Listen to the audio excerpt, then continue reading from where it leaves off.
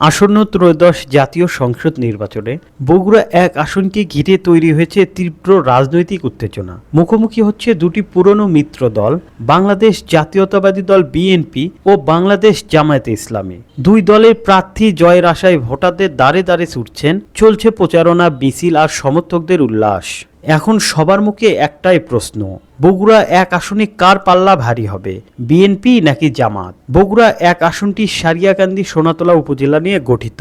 এটি জাতীয় সংসদের ৩৬ নং আসন। এই আসনে মোট ভোটার সংখ্যা ৩,৫৫,১৫৫ জন। তার মধ্যে পুরুষ ভোটার রয়েছে ১,৭৫,৫৬৯ জন, নারী ভোটার রয়েছেন ১,৭৯,৫৮২ জন এবং তৃতীয় লিঙ্গের ভোটার রয়েছে ৪ জন। ত্রয়োদশ জাতীয় সংসদ নির্বাচনে বগুড়া এক আসন রাজনৈতিক উত্তাপের মধ্যে রয়েছে।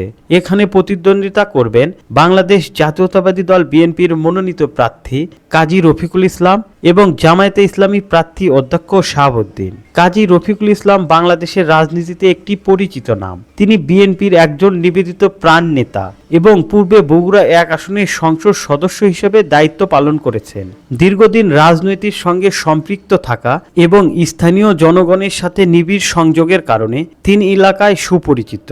অন্যদিকে অধ্যক্ষ শাহাবুদ্দিন জামায়াতে ইসলামীর কেন্দ্রীয় নির্বাহী পরিষদের সদস্য এবং দৈনিক সাতমাথা পত্রিকার সম্পাদক। শিক্ষাজীবন এবং রাজনৈতিক কার্যক্রমের মাধ্যমে তিনি স্থানীয় রাজনীতিতে নিজের পদচিহ্ন রেখেছেন। সুপ্রিয় দর্শক, বগুড়া এক আসনের মুকুট উঠবে কার মাথায়?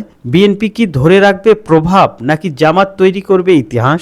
সময়ই বলে দেবে এই উত্তপ্ত আসনের শেষ ফলাফল। আপনাদের কি মনে হয়, কার মাথায় উঠবে জয়ের মুকুট? আপনাদের মূল্যবান মতামত অবশ্যই আমাদের কমেন্ট বক্সে জানাবেন।